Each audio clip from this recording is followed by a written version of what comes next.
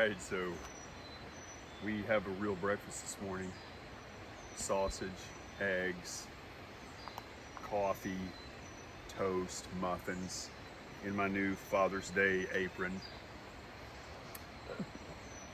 I don't know what else to ask for.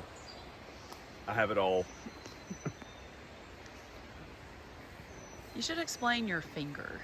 I'm not sure we've... Oh. So, probably 2 months ago, Baxter broke my finger. And it still is working on healing.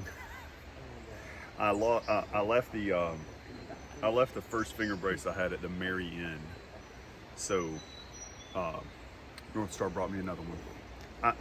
I had made a makeshift splint for the week. So it's doing just fine. It just needs a little help.